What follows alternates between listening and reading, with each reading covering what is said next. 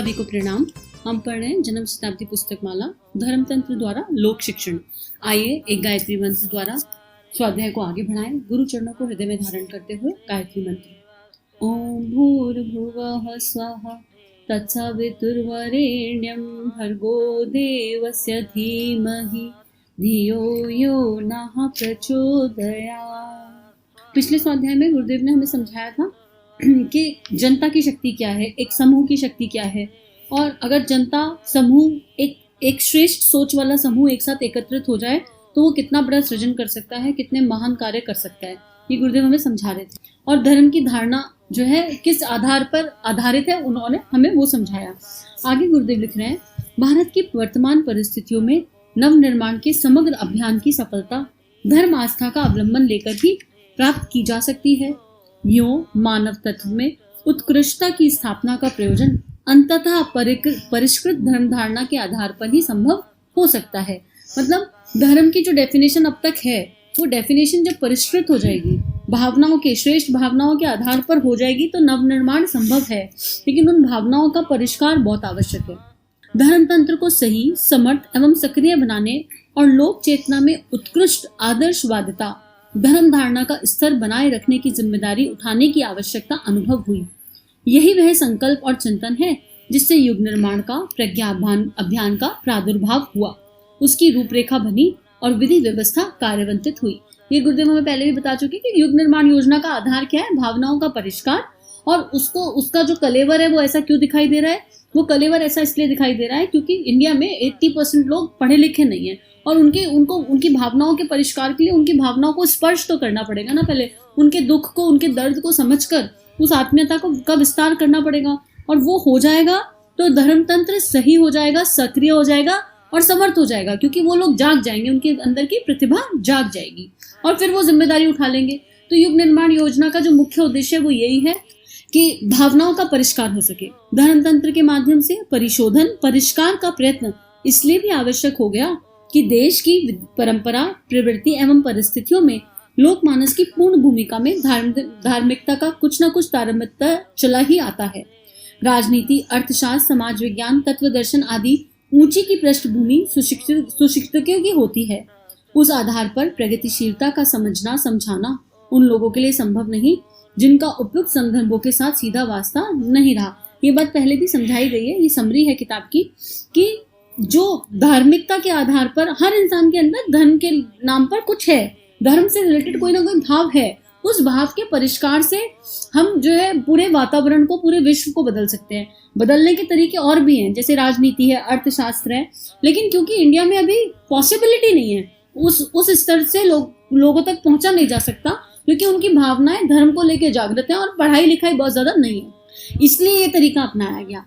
आगे लिख रहे हैं, अपने देश की बहुसंख्यक जनता को यदि युग धर्म समझाना हो और परिशोधन परिष्कार की प्रगतिशीलता को गतिशील बनाया जाना हो तो फिर धर्म तंत्र की पुरातन पृष्ठभूमि के सहारे इस प्रकार का लोक शिक्षण सरल भी रहता है और सफलता का मार्ग भी सीधा पड़ता है। गुरुदेव कह रहे हैं ये मार्ग बहुत सरल है। परिशोधन और परिष्कार मतलब रिफाइनमेंट और ट्रांसफॉर्मेशन, ये दोनों चीजें हो गई धर्म तंत्र के सहारे। ये बहुत सरलता से हो सकती है, क्योंकि आप किसी के हृदय में स्थान तो बना ही सकते हो ना। कर्मकांड के आधार पर यज्ञ कराने के लिए कोई आपके घर आया, आपसे यज्ञ कराने के लिए कह रहा है, अगर आप जुड़े हुए हो, इस संस्था से जुड़े हुए हो और आपको ये बेसिक चीजें आती हैं, तो वहां आप उन्हें समझा सकते हो कि अरे खाली ये यज्ञ हम क्यों कर रहे हैं, अगर हम चंदन लगा रहे हैं तो हम क्यों लगा रहे हैं, अगर हम अक्षत चढ़ा रहे हैं तो हम क्यों लगा रहे हैं, अगर हम यज्ञ करने के बाद चारों तरफ जल को घुमा रहे हैं तो क्यों घुमा रहे हैं। हर चीज के पीछे साइंस है। हम यज्ञ की अग्नि से प्रार्थना कर रहे हैं कि जल के माध्यम से क्या आप अपनी मर्यादा में रहें, हम जल तत्व से प्रार्थना कर रहे हैं कि क्या है, अगर हम जन्मदिन बना रहे हैं दीप यज्ञ के माध्यम से तो उसका विज्ञान क्या है, हम पंच तत्वों के प्रति अपने धन्यवाद के, ग्रेटिट्यूड की फीलिंग को डिपॉजिट कर रहे हैं। तो हर तरीके से हम विज्ञान को समझा सकते हैं, भावनाओं को परिष्कृत कर सकते हैं और बता सकते हैं कि हम यूनिवर्स में क्या कंट्रीब्यूट कर सकते हैं। अपने देश की समस्याएं सामाजिक क्षेत्र की हैं, पिछड़ापन इस क्षेत्र में घुसी हुई प्रतिगामिता की देन है, आर्थिक तथा दूसरी अनेकानेक समस्या इसी की देन है। सर्वविदित है कि कुरीतियों में अपनी कितनी बर्बादी होती है। औसत गृहस्थ की प्राय 1/3 आमदनी विवाह, शादी, मृतक भोज आदि के संबंधित अवयव में गंवानी पड़ती है। शिक्षा, चिकित्सा, व्यवसाय निर्वाह आदि सभी आवश्यकताओं में कटौती करनी पड़ती है। कितना पेनफुल है कि हम शिक्षा में कॉम्प्रोमाइज कर रहे हैं, डॉक्टर के यहाँ जाने में कॉम्प्रोमाइज कर रहे हैं, ऐसी चीजों में जो बेसिक है उनमें कॉम्प्रोमाइज कर रहे हैं, लेकिन अपनी जो कमाई है उसका 1/3 शादी में, विवाहों में और मृत्यु भोज में लगा रहे हैं। इनके बहुत विपरीत गुरुदेव ने सोच दी कि रात की शादियों में क्या होता है, एनवायरनमेंट का भी नुकसान होता है। अगर देखा जाए रात की शादियों में इतनी लाइटनिंग करनी पड़ती है, आप जनरेटर चला रहे हो, आप डीजल चला रहे हो, इस सब की आवश्यकता नहीं है। अगर यही इंसान शादी दिन की कर ले तो कितनी ज़्यादा बचत हो जाएगी, सोच के देख लीजिए। लेकिन हमको वो नेम फेम चाहिए, हमको क्योंकि समाज में सब कर रहे हैं तो हमको समाज के साथ उस रंग में बहना है कि लोग क्या कहेंगे, इसलिए हम रात की शादी कर रहे हैं। मृत्यु भोज के टाइम पर 13 दिन के लिए लोग इकट्ठे हो जाते हैं आपस में एक दूसरे के साथ, लेकिन यकीन मानो वो 13 दिन में जिसने खोया उसको तो पता है, बाकी सब लोग इकट्ठा होकर क्या कर रहे हैं, मोस्टली, क्षमा कीजिएगा अगर कुछ गलत कहा, लेकिन मोस्टली लोग गप कर रहे होते हैं। कभी बैठकर ध्यान किया उस चेतना के लिए जिसने शरीर छोड़ दिया। लेकिन मृत्यु भोज के नाम पर लोग कर्जा लेते हुए भी देखे गए।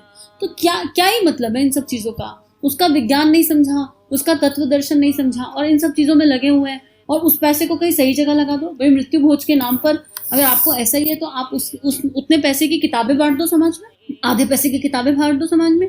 कुछ तो हम ऐसा कर सकते हैं। विवाह में अगर विवाह ही करना है तो इस तरह करना है, आपके पास इतना ही पैसा है तो उस विवाह के नाम पर पेड़ लगवा दो उतने कि इतने पेड़ इतने क्षेत्रों में लगवाएंगे। Something fruitful we can think of. और आजकल बहुत सारे ऐसे एग्जाम्पल आ गए हैं, जो ऐसे लोग हैं जो एग्जाम्पल सेट कर रहे हैं इस तरह के। तो आगे गुरुदेव यही लिख रहे हैं कि यही बात जाति पाति एवं ऊंच नीच की मान्यताओं से उपेक्षित स्थिति में पड़े हुए लोगों की है। मूढ़ मान्यताओं कुरीतियों की भरमार भी कम नहीं। 80 लाख समर्थ व्यक्ति धर्म का आवरण ओढ़कर भिक्षा व्यवसाय को आजीविका का साधन बनाए हुए हैं। अपनी महत्ता उपयोगिता को बताने के लिए यह समुदाय कुछ ऐसे आडंबर खड़े करते रहता है जिसमें जनता का धन, समय, श्रम और अव्यय होता है। ये कितनी बड़ी बात है, कितनी महत्वपूर्ण बात गुरुदेव लिख रहे हैं कि क्या लिख रहे हैं, महत्वपूर्ण बात कि कितने सारे ऐसे लोग हैं जो धर्म के नाम पर भिक्षा को व्यवसाय बना लिए। भिक्षाम देही, अरे उस भिक्षा का अर्थ नहीं समझा।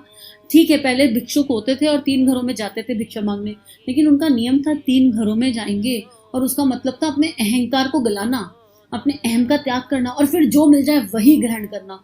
हम उसका तत्व नहीं समझे, उसका दर्शन नहीं समझे और उसको फॉलो कर लिया, आधा अधूरा फॉलो कर लिया। क्यों?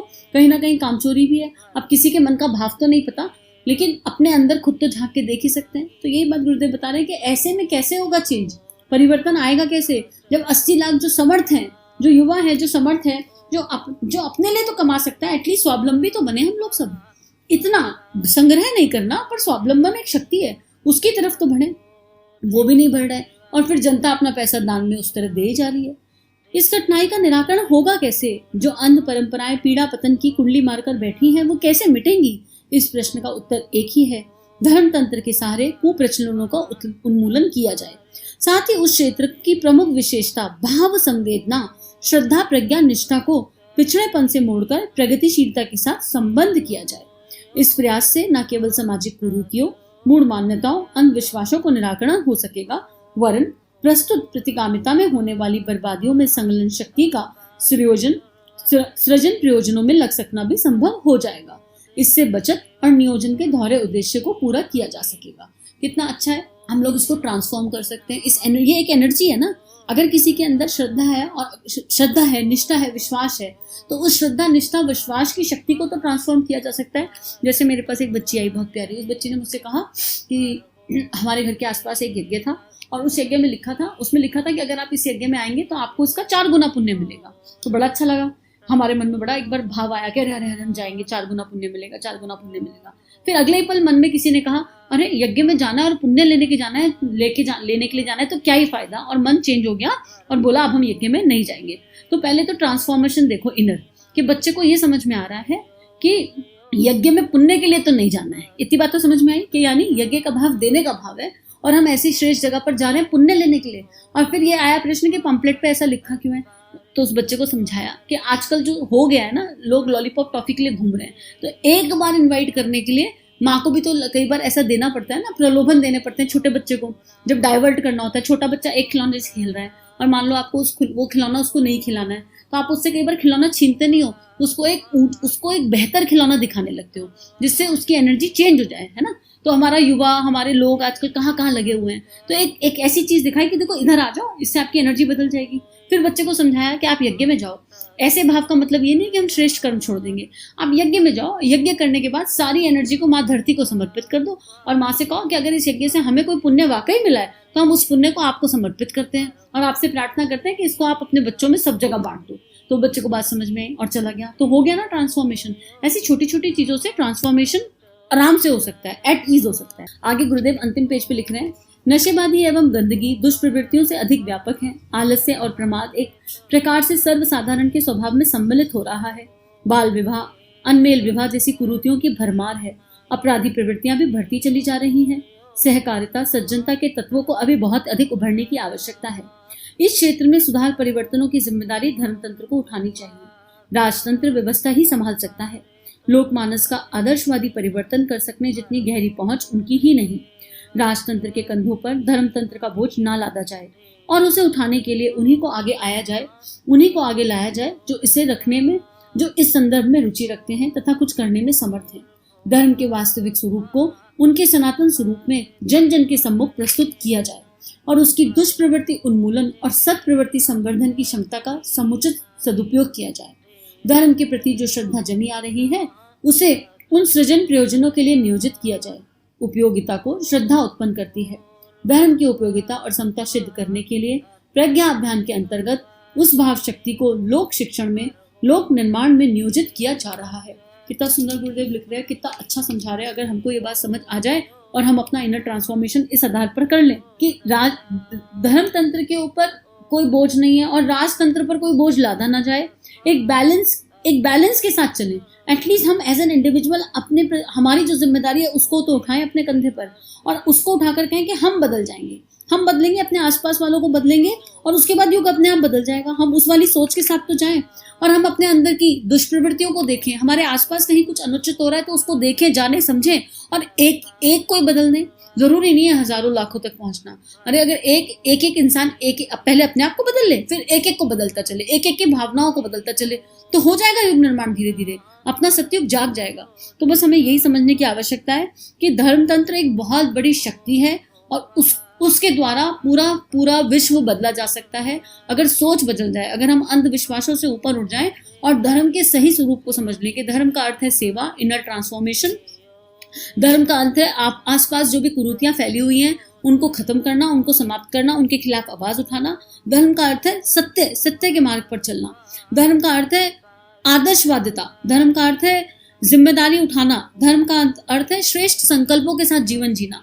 अगर हम धर्म की उस परिभाषा को समझ जाएं और अंधविश्वासी ना हो और बह से पूजा ना करें, हम बह से धर्म को फॉलो ना करें, तो सारी प्रॉब्लम अपने आप ही सॉल्व हो जाएगी। ये स्वाध्याय इतना ही है। अगली किताब के साथ फिर मिलेंगे।